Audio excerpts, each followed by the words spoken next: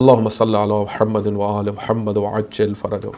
ایک اور سوال پوچھا گیا کہ یہ حرم مطہر میں جو استاد محترم آغا سید جواہر نقوی حافظ اللہ کی تصویر ہے، اس حوالے سے ڈسکشن ہو رہی ہے کہ یہ ان کی تصویر ہے یا نہیں ہے۔ تو یہ تو میں تمام مومنین کی خدمت میں عرض کروں کہ یہ تو بالکل واضح ہے کہ یہ آغا محترم آغا سید جواہر نقوی حافظہ اللہ کی تصویر ہے، اور جو بھی آغا صاحب کو دیکھتے رہتے ہیں، ان کے دروس سنتے ہیں، اسی طریقے سے جنہوں نے ان کو قریب سے دیکھا ہے یا جنہوں نے ایک دفعہ بھی ان سے ملاقات کی ہوئی ہے، تو وہ پہچان جاتے ہیں، انہوں نے پہچان لیا کہ یہ استاد محترم کی ہی تصویر ہے۔ اچھا، بعض نے ڈسکشنز وہاں پہ کیا کہ یہ فلاں عالم کی فلاں عالم کی، ایسا نہیں ہے، وہ سامنے آ گیا ہے کہ جو آغا صاحب کی تصویر ہی ہے، یعنی بالکل واضح ہو گیا یہ بات۔ اس حوالے سے میں آپ کی خدمت میں عرض کروں، چند چیزیں ہیں جو میں مومنین کی خدمت میں عرض کروں گا۔ سب سے پہلی چیز تو یہ ہے کہ یہ ایام جو ہے بڑی مہم ہے ایک لحاظ سے، کیونکہ ویسے تو ان ایام میں بہت ساری مناسبتیں ہیں، ٹھیک ہے، 13 رجب ابھی گزرا ہے، سیدہ سلام اللہ علیہ کی شہادت ہے، آگے امام موسیٰ کاظم علیہ السلام کی شہادت بھی آ رہی ہے۔ خود رجب المرجب خود ہی ایک بہت بڑی مناسبت ہے۔ انہی دنوں میں آپ دیکھیں کہ خود انقلاب اسلامی کی کامیابی کے دن بھی آ گئے، وہ 10 دن جس کو داہ فجر کہا جاتا ہے۔ داہ فجر قرآن کریم کی مناسبت سے، قرآن کریم نے جو تذکرہ کیا نا سورہ فجر میں، بسم اللہ الرحمن الرحیم والفجر ولیال عشر، فجر کی قسم اور 10 راتوں کی قسم۔ فجر، داہ فجر اس مناسبت سے کہا جاتا ہے کیونکہ فجر سفیدی کے پھوٹنے کو کہا جاتا ہے، ٹھیک ہے، جب صبح اس اندھیرے میں وہ سفیدی نکلتی ہے، پھوٹتی ہے، تو نماز فجر کا بھی وقت ہو جاتا ہے۔ تو آپ دیکھیں کہ امام خمینی رحمۃ اللہ علیہ اس دنیا کے اندر جو اندھیرے ہی اندھیرے تھے، بے دینی پھیل رہی تھی، ایک عجیب سا ماحول، شیطانی نظام چھا گئے تھے، اور انسانیت بڑی ظلمتوں میں جا رہی تھی ٹیکنالوجی کے نام پہ۔ اگرچہ ٹیکنالوجی خود ایک بہت بڑی سعادت ہے انسان کے لیے کہ انسان کشف کر رہا ہے بہت ساری چیزیں، اور لیکن اس کے لبادے میں آپ دیکھیں بعض شیطانوں نے دین کی مخالفت شروع کی اور کہا کہ دین رکاوٹ ہے ٹیکنالوجی میں، تو اس حوالے سے دین کو افیون کہنا شروع کیا، اور ایک پوری دنیا میں بہت عجیب سا ماحول بنا، ہر دین خطرے میں چلا گیا۔ جتنے ادیان دنیا کے اندر ہیں آپ دیکھیں دنیا نے ان کو چھوڑنا شروع کر دیا، مسیحیت کم ہو گئی بہت، اسی طریقے سے دوسرے ادیان بھی۔ تو اسلام کے خلاف یہ یلغار تھی۔ اب یہاں پہ آپ دیکھیں امام خمینی رحمۃ اللہ علیہ نور کا باعث بنے، پوری دنیا کو دوبارہ بیدار کیا، مسلمانوں کو، سب کو۔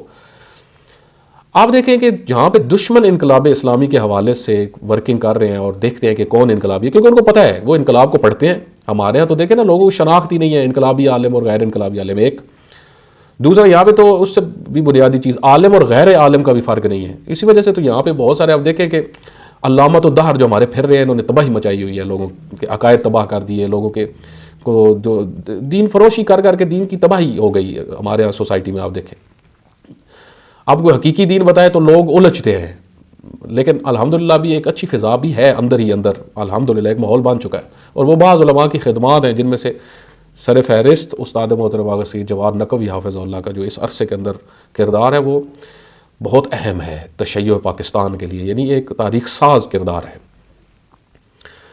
آپ دیکھیں کہ جہاں پہ دشمن ورکنگ کر رہا ہے تو وہ علمی ورکنگ کرتا ہے نا، دشمن وہ دیکھتا ہے کہ انقلابی افکار کی بنیادیں کون کون سی چیزیں ہیں، ٹھیک ہے، امام خمینی رحمۃ اللہ علیہ کے افکار میں کون سی چیزیں بنیادی کلیدی حیثیت رکھتے ہیں۔ جس طرح کربلا کا موضوع، امام کے افکار میں بہت حقیقی کربلا کا جو تصور ہے نا امام خمینی نے جو پیش کیا ہے کہ وقت کی یزیدیت سے ٹکرانا کربلا ہے، یہ دشمن نے پڑھی ہے یہ چیز۔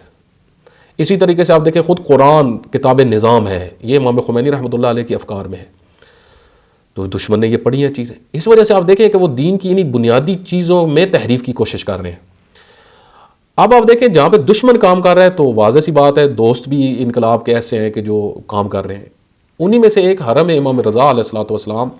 میں خلاصہ کر رہا ہوں آپ کی خدمت میں، آپ خود اگر حرم کی ویب سائٹ پہ چلے جائیں اور تحقیقات کریں تو ہزاروں شعبہ جات ہیں، یونیورسٹیز ہیں اپنی حرم کی، لائبریریز، بڑی بڑی لائبریریز، ہاسپٹلز، تو وہ ان دنوں میں خصوصاً کام کرتے ہیں۔ ایک شعبہ ان کا جو ہے ثقافتی بنیاد فرہنگی اس کو کہا جاتا ہے، ثقافتی کام، کیونکہ ثقافتی کام بہت مہم ہے۔ سب سے مہم کام انقلاب اسلامی کے اندر کلچرل کام ہے، ثقافتی کام ہے، کیونکہ فرہنگ جو فارسی میں کہا جاتا ہے نا، فارسی میں ثقافت کو فرہنگ کہتے ہیں۔ فرہنگ سانس کی طرح ہے، اگر کسی معاشرے کی ثقافت تبدیل اسلامی نہ رہے تو وہ معاشرہ بھی اسلامی نہیں ہوتا، اور اس موضوع کے پر شروع سے امام خمینی رحمۃ اللہ علیہ اور رہبر معظم بہت حساس ہے۔ خود رہبر معظم فرماتے ہیں کہ ثقافت آکسیجن کی طرح ہے، اگر کسی معاشرے کے اندر ثقافت بگڑ جائے تو وہ آپ کے اوپر اثر ڈالے گی. جس طرح آج آپ دیکھ لیں ہماری سوسائٹی میں جو مشکلات ہیں، یہ ساری جو غیر اسلامی ثقافت ہمارے یہاں پھیل رہی ہے اور شیطانی ثقافت حاوی ہو رہی ہے. ہماری شادیاں، غمیاں اور ہمارے آپ دیکھیں بہت سارے معاملات زندگی کے، اسکول سسٹمز اور سارے جو ہیں لباس، کھانے پینے کے چیزیں، یہ سب چینج ہو رہی ہیں. یہ وہ ثقافت کا حصہ ہیں. ٹھیک ہے. اور اس کے اندر آپ دیکھیں کہ پھر دشمن بھی آج ثقافت کی ذریعے سے، یعنی ثقافتی یلغار اصلی جنگ ہے. آج ٹکراؤ جو ہے وہ ثقافتی ٹکراؤ ہے. کون سی ثقافت کس کے اوپر حاوی ہوگی، یہ اصل ہے. انقلاب اسلامی نے در حقیقت اسلامی ثقافت کو دنیا میں متعارف کروایا. تو حرم امام رضا علیہ الصلوۃ والسلام میں ایک شعبہ خود انقلاب اسلامی، یعنی ثقافت انقلاب کے متعلق تعارف انقلاب، انقلابی شخصیات کا تعارف. تو وہ ادارے جس طرح آپ کی خدمت میں پہلے بھی عرض کیا نا تھے، پوری دنیا میں جس طرح ادارے ہوتے ہیں، پولوشن کا ادارہ ہے جو تحقیق کرتا ہے کس دنیا میں زیادہ پولوشن ہے، کس شہر میں زیادہ ہے. اسی طریقے سے کس ملک میں جرائم زیادہ ہوتے ہیں، کس ملک میں جو ہے دنیا کے کس حصے میں جو ہے وہ پانی کی کمی ہوگی. یہ ادارے ہوتے ہیں جو تحقیقات کرتے ہیں. اسی طریقے سے انقلاب اسلامی کے حوالے سے بھی تحقیقات ہوتی ہیں. اب وہ جب تحقیقات کرتے ہیں تو وہ یہ، کیونکہ جو خود ایران میں جو ادارے ہیں، انقلابی ادارے ہیں، جس طرح خود امام رضا علیہ الصلوۃ والسلام کے حرم کے اندر جو ادارہ ہے، تو انہوں نے، اب واضح سی بات ہے ان کے پاس وہی انقلاب پیمانہ ہے نا. تو وہ آپ دیکھتے ہیں کہ کون سی شخصیات ہیں دنیا کے اندر جو انقلاب اسلامی کی ترویج کر رہے ہیں، فکر انقلاب کی ترویج کر رہے ہیں، اسلام ناب کی ترویج کر رہے ہیں. تو اس میں اب واضح سی بات ہے کہ جب وہ یہ ساری چیزیں دیکھتے ہیں، عروۃ الوثقیٰ کے اندر جو پروگرامز ہیں، خود استاد محترم کی جو افکار ہیں، یہ دنیا کے سامنے جا رہی ہیں، چھپی ہوئی تو نہیں ہے، سارے دیکھ رہے ہیں، سب دیکھ رہے ہیں. ٹھیک ہے. دشمن بھی دیکھ رہا ہے، دوست بھی دیکھ رہے ہیں، ہر کوئی دیکھ رہا ہے. تو اب وہ ان کے لیے تو بالکل واضح ہے کہ پوری دنیا میں جس طریقے سے استاد محترم انقلابی شخصیات میں آگے نظر آ رہے ہیں ورکنگ میں، تو انہوں نے سامنے لے آئے. انہوں نے وہ پینٹنگ میں وہ شخصیات جو دنیا میں انقلابی شخصیات ہیں، وہ پہلے بھی پینٹنگز کرتے ہیں. کے اندر کئی جگہوں پہ پینٹنگز ہوئی ہیں انقلابی شخصیات کی. تو اس میں آپ دیکھیں بہت سارے علماء، شہداء، خود امام خمینی رحمۃ اللہ علیہ آگے ہیں، پھر رہبر معظم شہید مطہری رحمۃ اللہ علیہ، شہید بہشتی. اسی طریقے سے پھر آیت اللہ بہجت کی تصویر ہے، ساتھ شہید دستغیب کی تصویر ہے، استاد محترم حافظ اللہ کی تصویر ہے، سید حسن نصر اللہ کی تصویر ہے، بہت سارے اور علماء اور پھر شہداء کی تصویر ہے. تو یہ ان کی وہ اداروں کا کام ہے، یعنی جو منصفانہ ایک تحقیق ہوتی ہے ان کی. عموماً ایسے ادارے جو ہیں کیونکہ وہ ذمہ دار ہوتے ہیں ان چیزوں کے. آپ کوئی مثلاً فرض کریں اگر ایک عالم جس نے کبھی انقلاب کی خدمت ہی نہیں کی، انقلاب کا نام ہی نہیں لیا، ولایت فقیہ کا اس کو پتہ ہی نہیں، اگر اس کی تصویر لگ جائے تو ہر کسی کے ذہن میں آئے گا کہ بھئی یہ کتنے نکمے ادارے ہیں. ٹھیک ہے، یہ کیا کر رہے ہیں.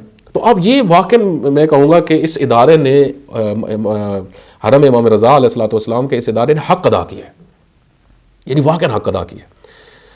پتہ چلتا ہے کہ انہوں نے ریسرچ کیا. جس طرح وہ کچھ عرصہ پہلے نا ایک جرمنی کا رائٹر آیا، تو تقریباً 5-7 سال پہلے اس کی یہ کتاب، 5-1 سال پہلے میں نے دیکھی تھی اخبار کے اوپر. اس کا ڈان اخبار انگلش جو ہے اس کے اوپر اس کا اشتہار آیا تھا. تو ہمیں ایک دوست نے بتایا، تو میں نے پھر، کیونکہ اس کی انگلش تھوڑی سی مشکل تھی، میں نے ایک دوست، وہ ہمارے اچھے انگلش جانتا ہے، تو میں نے ان سے کہا، تو انہوں نے مجھے وہ ترجمہ اس کا کچھ حصوں کا مجھے وہ سناتے تھے.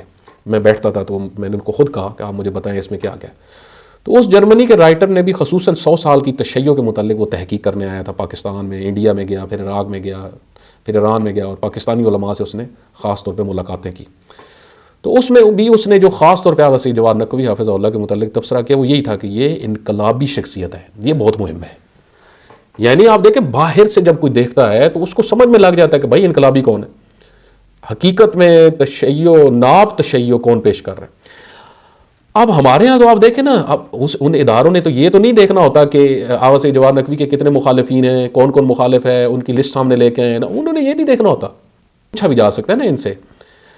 تو اس حوالے سے آپ دیکھیں کہ یہ حرم امام رضا علیہ الصلوۃ والسلام جو ایک بڑا ذمہ دار ادارہ ہے، اور ہو سکتی ہیں اس میں دیکھیں بعض اوقات خطائیں بھی ہو سکتی ہیں.